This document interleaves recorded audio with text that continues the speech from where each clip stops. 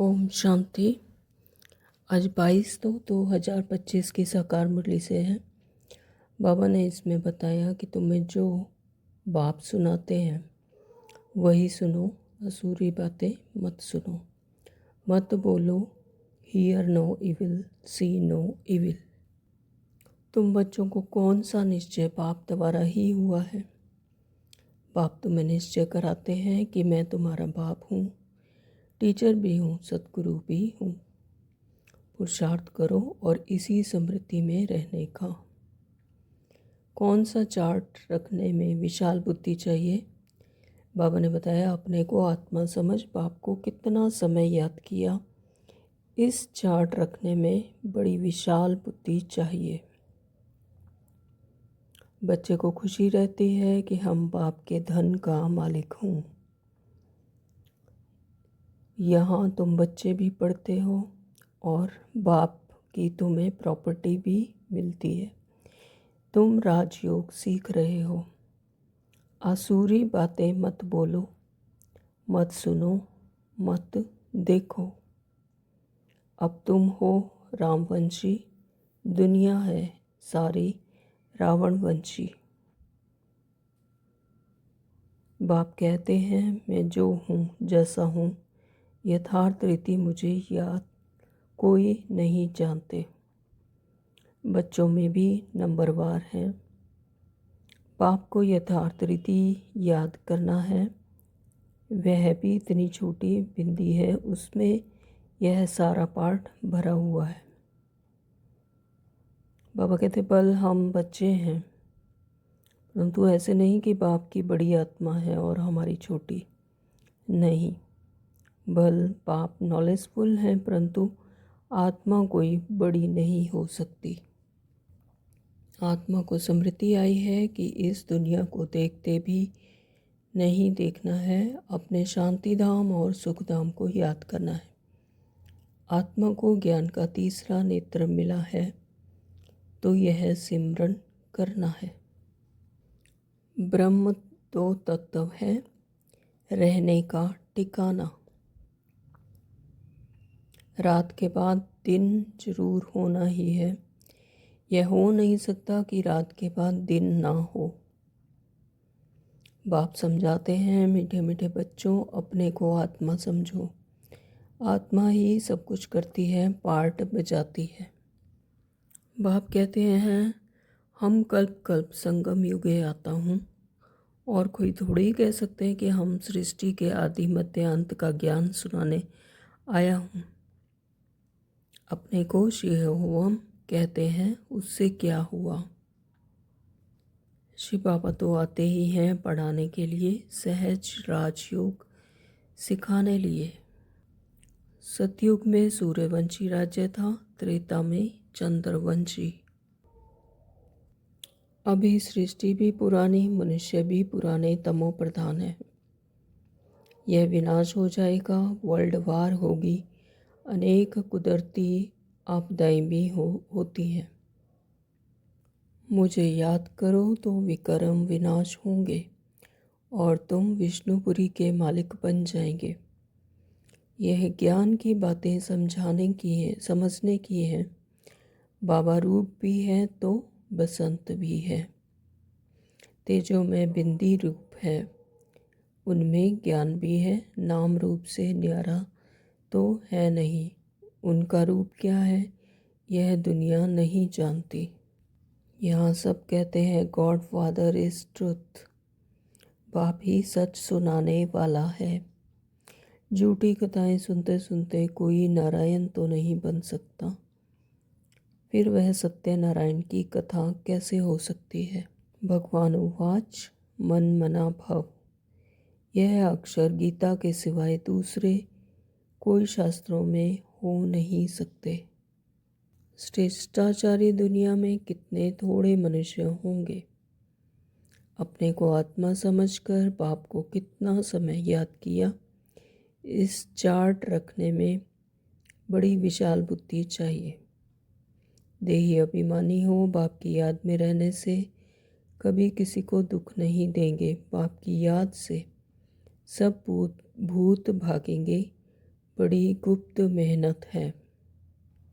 धारणा के मुख्य सार में बाबा ने कहा कि इस आसुरी छीछी दुनिया में अपनी आंखें बंद कर लेनी है।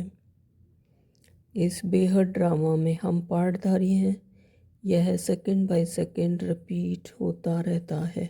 वरदान में बाबा ने कहा, रियलिटी द्वारा रॉयल्टी का प्रत्यक्ष रूप दिखाने वाले साक्षात्कार मूर्त भव। स्लोगन में कहा कि किसी भी विधि से व्यर्थ को समाप्त कर समर्थ को इमर्ज करो। तो शुरू करते हैं आज की साकार मुरली। बाबा कहते, मीठे बच्चे, हाँ जी बाबा, तुम्हें जो बाप सुनाते हैं वही सुनो। आसुरी बातें मत सुनो, मत बोलो। Hear no evil, see no evil. तो अब संगम युग पर स्वयं सत्य बाप ही हमें सत्य ज्ञान देते हैं। तो बाबा कहते हैं कि जो बाप सुनाते हैं वही सुनो, आसुरी बातें मत सुनो। तो अभी 63 जन्मों से आसुरी बातें सुनते आए, है ना।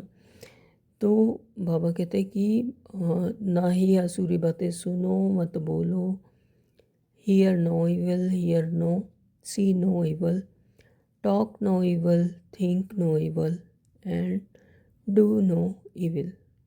प्रश्न किया बाबा ने, तुम बच्चों को कौन सा निश्चय बाप द्वारा ही हुआ है? उत्तर है कि बाप तुम्हें निश्चय कराते हैं कि मैं तुम्हारा बाप भी हूँ, टीचर भी हूँ और सद्गुरु भी हूँ। तुम पुरुषार्थ करो इस स्मृति में रहने का। परंतु माया तुम्हें यही बुलाती है। अज्ञान काल में तो माया की बात नहीं।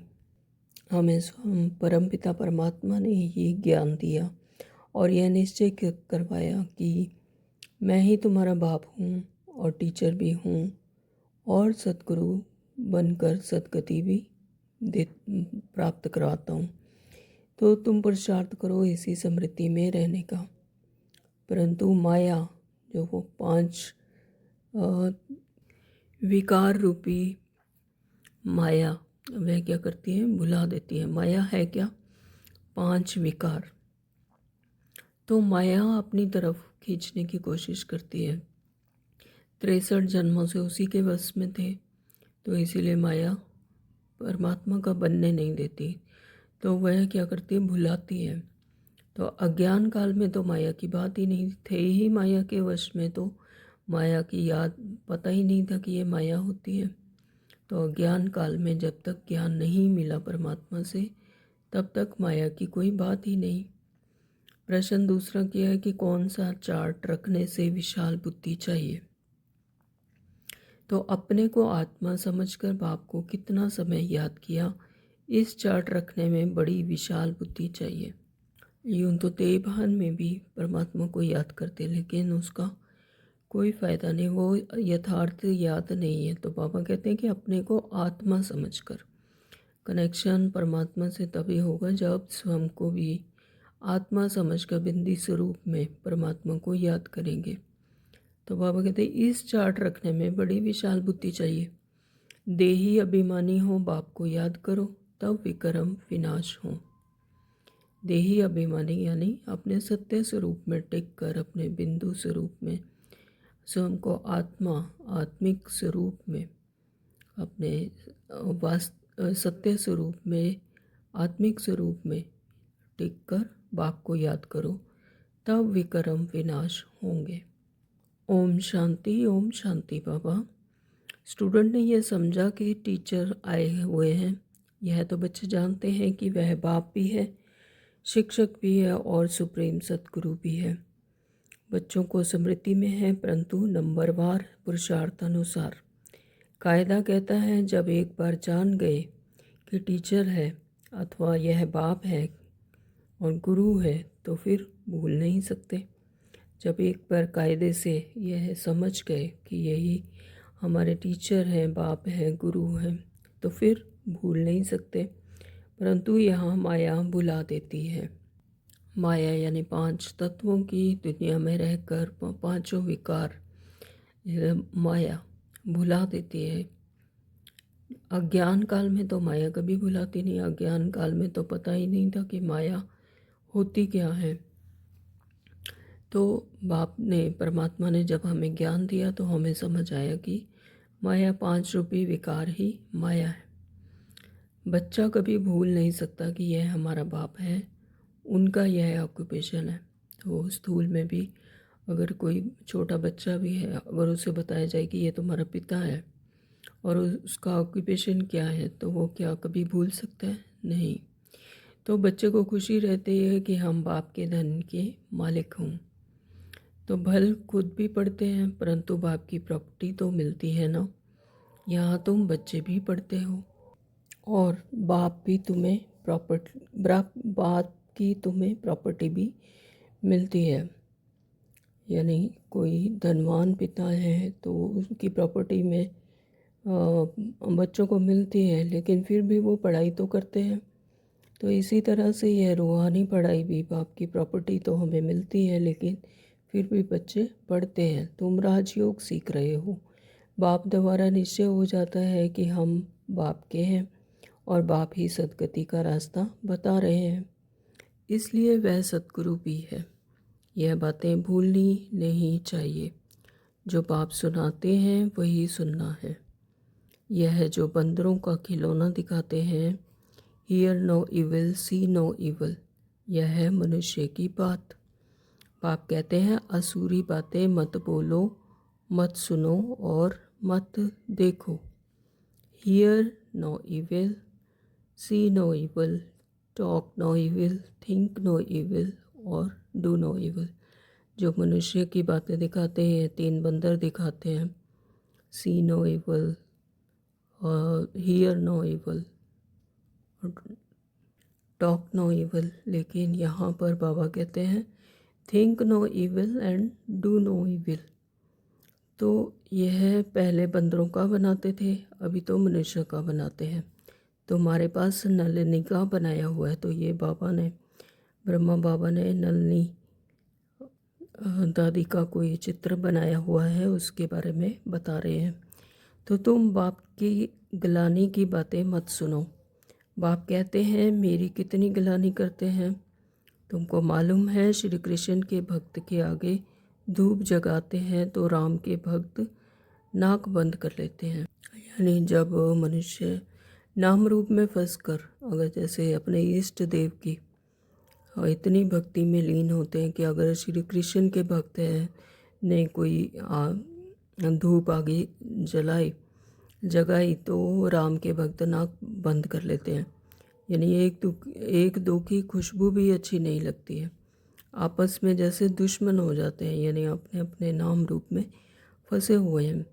अब तुम हो रामवंशी, दुनिया है सारी रावणवंशी। तो राम यहाँ पर परमात्मा को कहा गया है, निराकार परम पिता परमात्मा, और सारी दुनिया है रावणवंशी, यानी तमो प्रधान दुनिया। तो यहाँ दुख की तो कोई बात नहीं है। तुम जानते हो बाप को सर्वव्यापी कहने से क्या गति हुई है। ठीकर भीतर में भी कहने से ठीकर बुद्धि हो गई है। तो ठीकर भीतर यानी पत्थरों में, पत्थरों की मूर्तियों में, हर चीज़ में, कण कण में जैसे परमात्मा कह दिया, तो पर बाबा कहते हैं कि तो बुद्धि भी क्या हो गई, पत्थर हो गई। तो बेहद का बाप तो तुमको वर्षा देते हैं, उनकी कितनी गिलानी करते हैं। ज्ञान तो कोई में है नहीं, वह ज्ञान रतन नहीं परंतु पत्थर है। अभी तुम्हें बाप को याद करना पड़े। बाप हमें ज्ञान देते हैं, तो बाबा कहते हैं कि वो पत्थर को याद करते करते जैसे उनकी बुद्धि पत्थर ही हो गई। लेकिन परमात्मा हमें ज्ञान के द्वारा ज्ञान रतन देते हैं। बाप कहते हैं मैं जो हूँ जैसा हूँ, यथार्थ रीति मुझे कोई नहीं जानते। बच्चों में भी नंबरवार हैं, तो जो बाबा को, जिनको ज्ञान मिला है, तो बाबा कहते हैं उनमें भी यथार्थ रीति कोई ही जानते हैं, यानी नंबरवार है। तो बाप को यथार्थ रीति याद करना है, वह भी इतनी छोटी बिंदी है, उसमें यह सारा पार्ट भरा हुआ है। बाप को यथार्थ रीति जानकर याद करना है, अपने को आत्मा समझना है। भला हम बच्चे हैं, परंतु ऐसे नहीं कि बाप की आत्मा बड़ी और हमारी छोटी है। तो चाहे बाबा कहते हैं कि मेरी संतान है, आत्माएं मेरी संतान है। तो ऐसा नहीं कि जो परमात्मा है तो उनकी आत्मा बड़ी होगी और हम बच्चों की छोटी होगी, है ना। नहीं, भले बाप नॉलेजफुल हैं परंतु आत्मा तो कोई भी छोटी बड़ी नहीं हो सकती। वो सर्वशक्तिवान है। परमात्मा जीवन मरण में नहीं आते, शरीरधारी नहीं होते। लेकिन ऐसा नहीं कि आत्मा उनकी बड़ी और हमारी छोटी होगी। आत्मा का सभी एक जैसी होती है।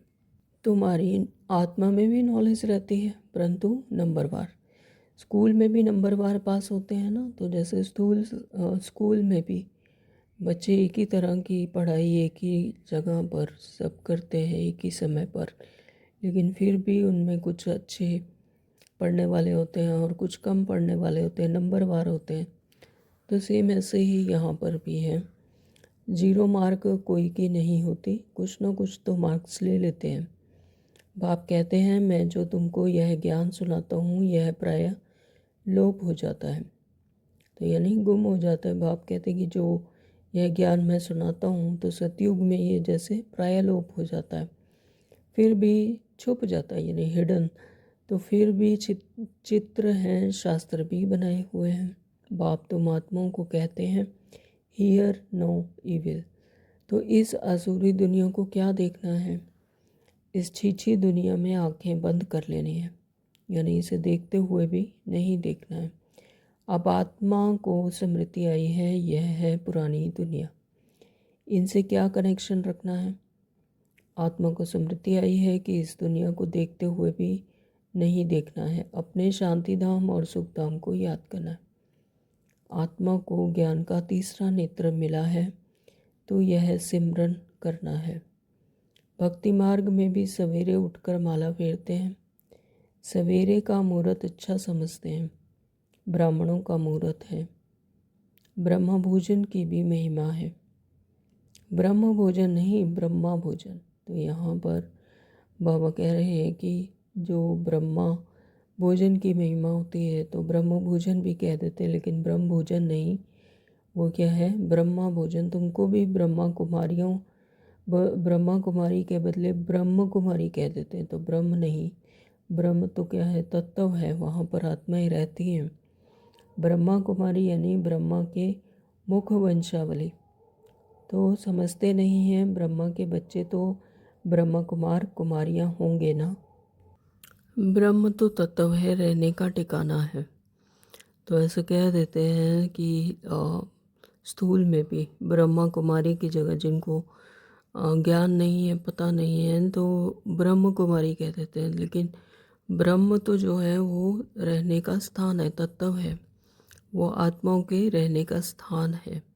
और ब्रह्मा कुमारी यानी ब्रह्मा के मुख वंशावली, ब्रह्मा द्वारा अडॉप्टेड किए हुए बच्चे।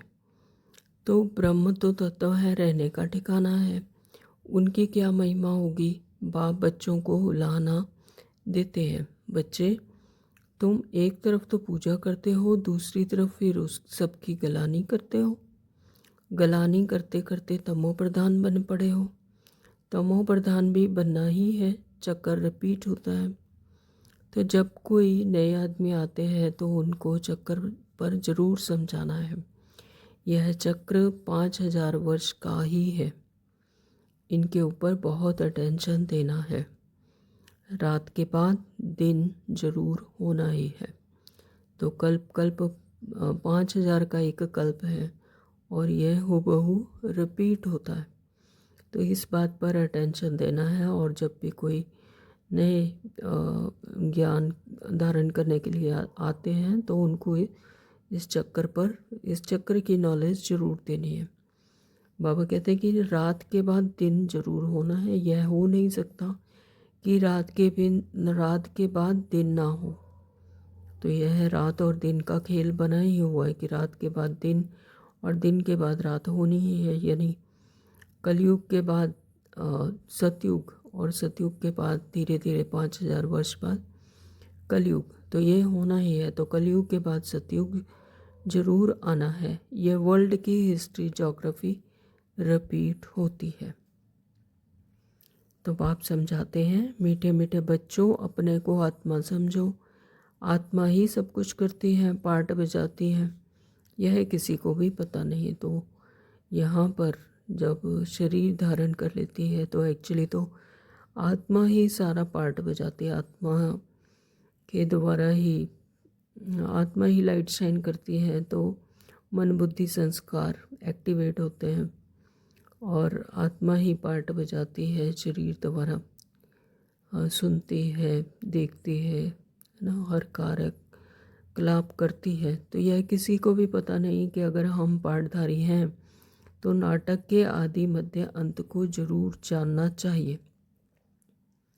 वर्ल्ड की हिस्ट्री ज्योग्राफी रिपीट होती है तो ड्रामा ही ठहराना।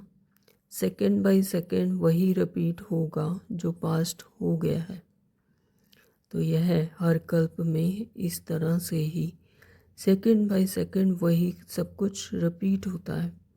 तो यह बातें और कोई समझ ना सके। कम बुद्धि वाले हमेशा नापास ही होते हैं, फिर टीचर भी क्या कर सकते हैं। तो बाबा यहाँ कम बुद्धि वाले जिनका निश्चय नहीं है या जिन्होंने ज्ञान को अच्छी रीति धारण नहीं किया, मनन चिंतन नहीं किया, तो बाबा कहते कम बुद्धि वाले हमेशा नापास होते ही हैं, या ऐसा कहें कि ड्रामा में उनका पार्ट नहीं है। तो फिर टीचर क्या कर सकते हैं। टीचर को क्या कहेंगे कि कृपा व आशीर्वाद करो, यह भी पढ़ाई है। तो यहाँ पर कृपा और आशीर्वाद की कोई बात नहीं, यहाँ पर परमात्मा हमें सिर्फ ज्ञान देते हैं। तो पढ़ाई यह सब आत्मा की अपनी है, पुरुषार्थ अपना है। तो यह भी पढ़ाई है। यह इस गीता पाठशाला में स्वयं भगवान राजयोग सिखलाते हैं। कलयुग को बदलकर सतयुग जरूर बनना है। तो यहाँ पर भाग्य बनाने की कलम परमात्मा ने हर एक को दे दी है। तो ड्रामानुसार बाप को भी आना है। बाप कहते हैं हम कल्प कल्प संगम युगे आता हूँ, और थोड़े ही कह सकते हैं कि हम सृष्टि के आदि मध्य अंत का ज्ञान सुनाने आया हूँ। तो जो जिन्हें ज्ञान नहीं है या ज्ञान धारण नहीं किया, तो उन्हें तो यह इस बात को नहीं समझ सकते कि परमात्मा ही हमें आकर आदि मध्य अंत का ज्ञान समझाते हैं। तो अपने को सीहो हम कह देते हैं, सीवो हम कहते हैं।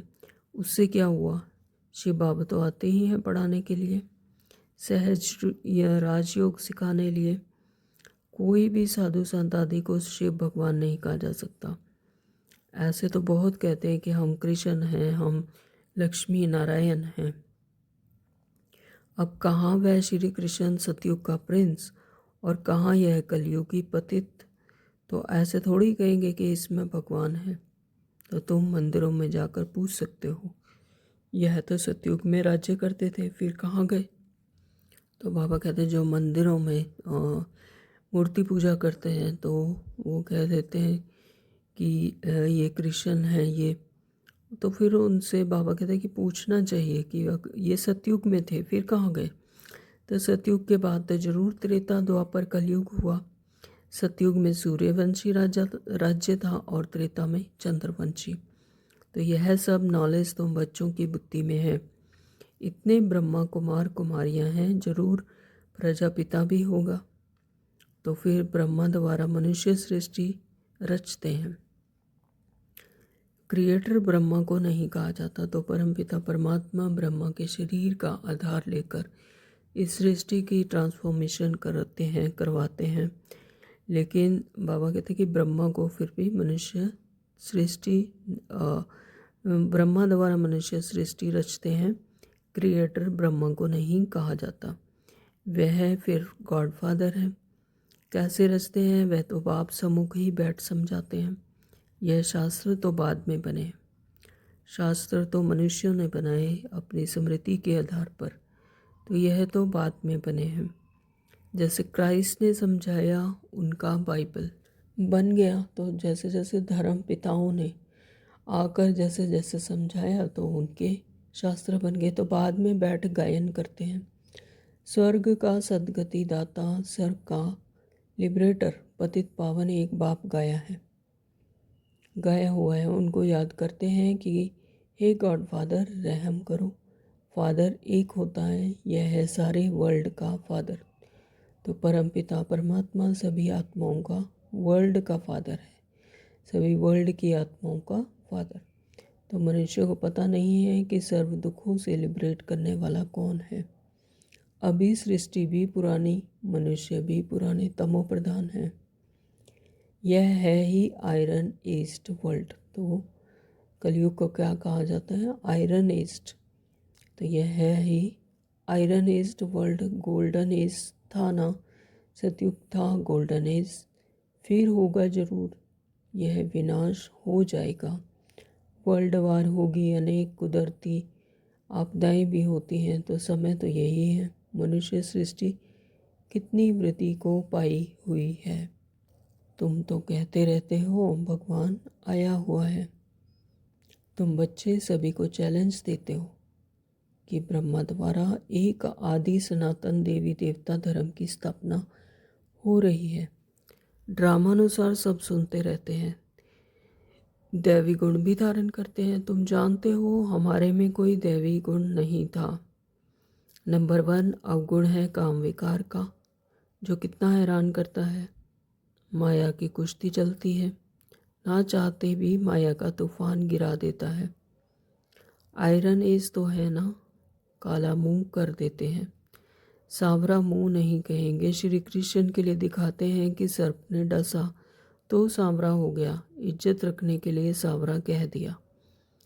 काला मुंह दिखाने की से इज्जत चली जाए तो दूर देश निराकार देश से मुसाफिर आते हैं, यानी परमपिता परमात्मा दूर के देश के निराकार देश से आते हैं। तो आयरन ईस्ट दुनिया काले शरीर में आकर इनको भी गोरा बनाते हैं। तो ज्ञान देकर अपने सत्य स्वरूप का बाबा काले से फिर गोरा बनाते हैं, यानी विकारों को भस्म कर फिर से पावन बनाते हैं।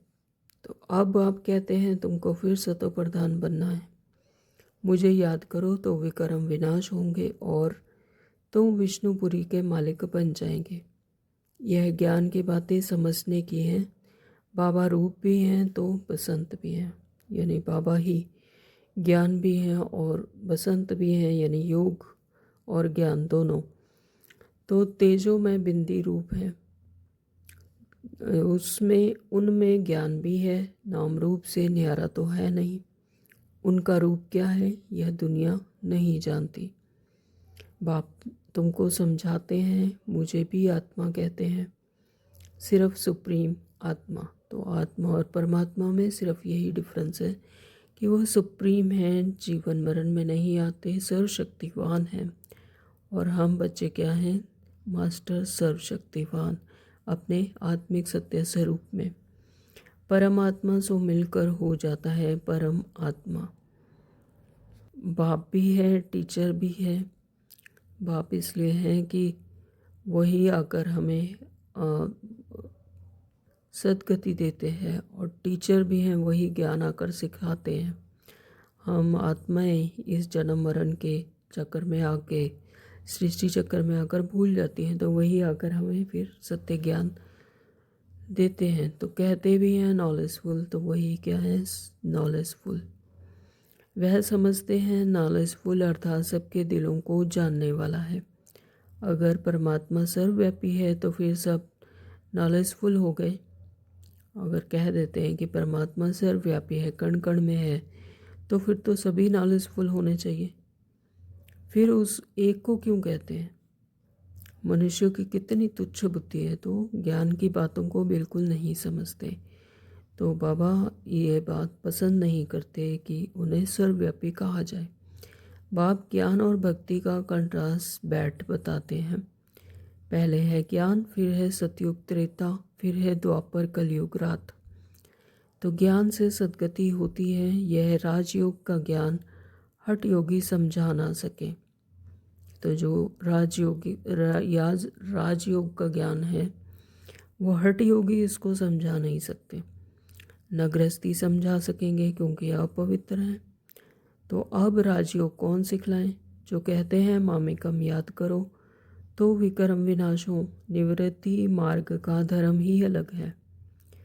वह प्रवृत्ति मार्ग का ज्ञान कैसे सुनाएंगे? निवृत्ति मार्ग का तो धर्म ही अलग है। वो जंगल में चल जाते हैं, हठ योग करते हैं, तो वह प्रवृत्ति मार्ग का ज्ञान कैसे सुना सकते हैं? यहाँ सब कहते हैं गॉड फादर इज ट्रूथ, तो बाप ही सच सुनाने वाला है। तो आत्मा को बाप की स्मृति आई है, इसलिए हम बाप को याद करते हैं कि आकर सच्ची सच्ची कथा सुनाओ नर से नारायण बनने की। यह तुमको सत्यनारायण की कथा सुनाता हूँ।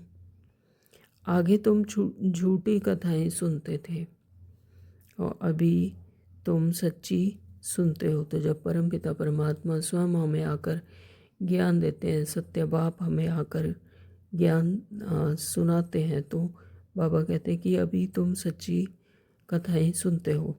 झूठी कथाएं सुनते सुनते कोई नारायण तो बन नहीं सकता, फिर वह सत्यनारायण की कथा कैसे हो सकती है? तो इतने 63 जन्मों से झूठी कथाएं सुनते रहे तो अभी तक तो नारायण बने नहीं, तो वह फिर सत्यनारायण की कथा कैसे हो सकती है? मनुष्य किसको नर से नारायण बना ना सके, बाप ही आकर स्वर्ग का मालिक बनाते हैं। तो स्वयं परम पिता परमात्मा आकर हमें पतित से पावन बनाकर स्वर्ग का मालिक बनाते हैं। तो बाप आते भी हैं भारत में, परंतु कब आते हैं यह समझते ही नहीं। शिव शंकर को मिलाकर कहानियाँ बना दी हैं, शिव पुराण भी है। गीता कहते हैं श्री कृष्ण की, फिर तो शिव पुराण बड़ा हो गया। वास्तव में नॉलेज तो गीता में है। भगवानुवाच मन मना भव, भगवानुवाच मन मना भव। तो यह अक्षर गीता के सिवाय दूसरे कोई शास्त्रों में नहीं हो सकते।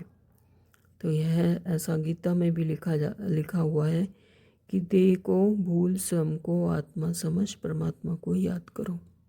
गाया भी जाता है सर्वशास्त्रमयी शिरोमणि गीता, सबसे उत्तम जो शास्त्र है वो शिरोमणि गीता ही है। श्रेष्ठ मत है ही भगवान की। पहले पहले यह बताना चाहिए कि हम कहते हैं थोड़े वर्ष के अंदर नई श्रेष्ठाचारी दुनिया स्थापन हो जाएगी। अभी है भ्रष्टाचारी दुनिया। श्रेष्ठाचारी दुनिया में कितने थोड़े मनुष्य होंगे, अभी तो कितने ढेर मनुष्य हैं। उसके लिए विनाश सामने खड़ा है। बाप राजयोग सिखला रहे हैं, वर्षा बाप से मिलता है, मांगते भी बाप से हैं। कोई को धन जास्ती होगा, बच्चा होगा, कहेंगे भगवान ने दिया। तो भगवान एक हुआ ना, फिर सब में भगवान कैसे हो सकता है? तो अब आत्माओं को बाप कहते हैं मुझे याद करो। आत्मा कहती है हमको परमात्मा ने ज्ञान दिया है, तो जो फिर हम भाइयों को देते हैं। अपने को आत्मा समझकर बाप को कितना समय याद किया, इस चार्ट रखने में बड़ी विशाल बुद्धि चाहिए। सो हमको आत्मा समझकर बाप को याद कितना समय किया। ऐसा नहीं कि देह भान में आकर परमात्मा को याद करना, वो यथार्थ रीति याद नहीं है। बाबा कहते हैं अपने को आत्मा समझकर बाप को कितना समय याद किया, यह इस चार्ट को रखने में बड़ी विशाल बुद्धि चाहिए। देही अभिमानी हो, बाप को याद करना पड़े, तब विकर्म विनाश हो। यानी अपने आत्मिक स्वरूप में, अपने सत्य स्वरूप में टिक कर जब परमात्मा को याद करते हैं तब विकर्म विनाश होते हैं। तो नॉलेज तो बड़ी सहज है, बाकी आत्मा समझ बाप को याद करते अपनी उन्नति करनी है। यह चार्ट कोई बिरले ही रखते हैं। देही अभिमानी हो, बाप की याद में रहने से कभी किसी को दुख नहीं देंगे। जब देही अभिमानी की स्थिति होती है, यानी अपनी आत्मिक स्थिति होती है, तो फिर मैं मेरा ये तेरा मेरा सब खत्म हो जाता है। तो फिर देही अभिमानी हो, बाप की याद रहने से फिर किसी को दुख नहीं देंगे, क्योंकि मैं और मेरा से ही दुख आते हैं, दुख देते हैं। तो जब मैं और मेरा ही ख़त्म हो गया तो फिर दुख नहीं देंगे। बाप आते ही हैं सुख देने, तो बच्चों को भी सुख, सबको सुख देना है। तो परमात्मा का ऑक्यूपेशन ही है दुख हरता सुख करता। तो जब हम बच्चे परमात्मा की संतान, तो हमारा भी जो पिता का ऑक्यूपेशन वही बच्चों का ऑक्यूपेशन, तो हम बच्चों का भी सभी का सुख देने का ही काम है। बाबा कहते हैं कि बाप आते हैं सुख देने, तो बच्चों को भी सबको सुख देना है।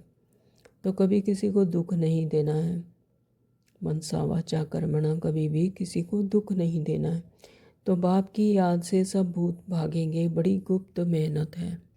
बाप की याद से ही सब भूत भागेंगे। भूत यानी जो विकारी रूपी विकार रूपी 5 भूत हैं वह भाग जाएंगे, तो विकार नहीं आएंगे।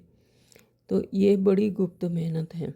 अच्छा, मीठे मीठे सिकलदे बच्चों प्रति माता पिता बाप दादा का याद प्यार और गुड मॉर्निंग। रूहानी बाप की रूहानी बच्चों को नमस्ते। हम रूहानी बच्चों की रूहानी बाप को नमस्ते जी, नमस्ते जी, नमस्ते जी। शुक्रिया बाबा, आपका बहुत बहुत शुक्रिया। धारणा के लिए मुख्य सार में बाबा ने कहा कि इस आसुरी छीछी दुनिया से अपनी आंखें बंद कर लेनी है। यानी ये आसुरी छीछी दुनिया यानी तमो प्रधान दुनिया, जिसमें कि विकार ही विकार भरे पड़े हैं, तो इसे देखते हुए भी नहीं देखना है, यानी प्रभाव मुक्त रहना है। तो अपनी आंखें बंद कर लेनी है। यह पुरानी दुनिया है, इससे कोई कनेक्शन नहीं रखना है, इसे देखते हुए भी नहीं देखना है। वो कैसे होगा कि जब हम अपने सत्य स्वरूप में परमात्मा के साथ कंबाइंड स्वरूप में रहेंगे, तो फिर ये सब पुरानी दुनिया की छीछी दुनिया वो देखते हुए भी जैसे नहीं देखेंगे और प्रभाव मुक्त हो जाएंगे। बाबा ने नंबर 2 कहा कि इस बेहद ड्रामा में हम पार्टधारी हैं। यह सेकंड बाय सेकंड रिपीट होता रहता है। जो पास्ट हुआ वह फिर रिपीट होगा। यह स्मृति रख हर बात में पास होना है, विशाल बुद्धि बनना है। यानी कि किसी भी बात में कोई संशय ना आए। यह याद रहे कि ड्रामा एक्यूरेट है और जो कुछ हो रहा है एक्यूरेट हो रहा है। ड्रामा पर पूरा निश्चय कि यह बेहद का ड्रामा है और हम पार्टधारी हैं। वरदान दिया है बाबा ने कि रियलिटी द्वारा रॉयल्टी का प्रत्यक्ष रूप दिखाने वाले साक्षात्कार मूर्त भव। मतलब कि रियलिटी या अपने सत्य स्वरूप के द्वारा आत्मा अपनी रॉयल्टी का प्रत्यक्ष, आत्मा है ही रॉयल, उसका प्रत्यक्ष रूप दिखाने वाले साक्षात्कार मूर्त भव। अब हर किसी को साक्षात्कार हो। तो अभी ऐसा समय आएगा जब हर आत्मा प्रत्यक्ष रूप में अपने रियलिटी द्वारा रॉयल्टी का साक्षात्कार कराएगी। पर प्रत्यक्षता के समय माला के मणके का नंबर और भविष्य का राज्य स्वरूप दोनों ही प्रत्यक्ष होंगे। ये नंबर वार के पुरुषार्थ अनुसार की माला में मणके का नंबर क्या है, यहाँ पर जो भी आत्माएं हैं वो जो पुरुषार्थ कर रही है वो क्या है, मणके हैं माला के।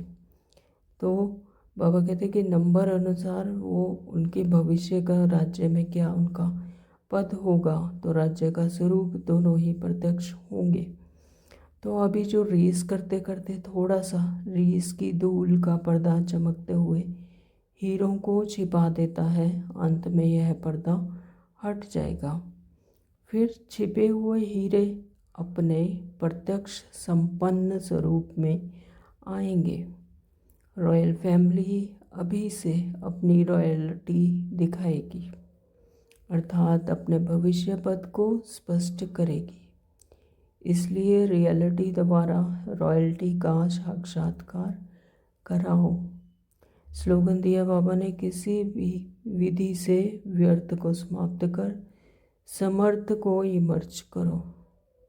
किसी भी विधि से व्यर्थ को समाप्त कर समर्थ को इमर्ज करो। जब परमात्मा पर निश्चय है, आत्मा पर निश्चय है, तो जब यह समझ आया कि ड्रामा एक्यूरेट है, तो सब कुछ पहले कल्प में भी हुआ है, अभी भी वही हो रहा है, तो सभी व्यर्थ फिर अपने आप ही समाप्त हो जाते हैं।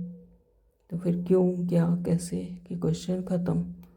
तो बाबा हमारा अब समर्थ स्वरूप देखना चाहते हैं, इसलिए बाबा कहते हैं कि किसी भी विधि से व्यर्थ को समाप्त कर समर्थ को इमर्ज करो। ओम शांति। आज के अव्यक्त इशारे हैं, एकांत प्रिय बनो, एकता और एकाग्रता को अपनाओ। स्वयं का कल्याण करने के लिए व स्वयं का परिवर्तन करने के लिए विशेष एकांतवासी और अंतर्मुखी बनो। तो स्वयं का परिवर्तन कैसे होगा? एकांतवासी, एक के अंत में, और अंतर्मुख, सारी दुनिया से उपराम होकर अपने ही अंतर में मुख कर लो, यानी स्वयं का कल्याण करने के लिए स्वयं को ही परिवर्तन करना। तो नॉलेजफुल हो लेकिन पावरफुल बनो। हर बात के अनुभव में स्वयं को संपन्न बनाओ। किसका बच्चा हूँ, क्या प्राप्ति है, इस पहले पाठ के अनुभवी मूर्त बनो। एकता और एकाग्रता को अपनाओ तो सहज ही मायाजीत हो जाएंगे। ओम शांति। Thank you Baba.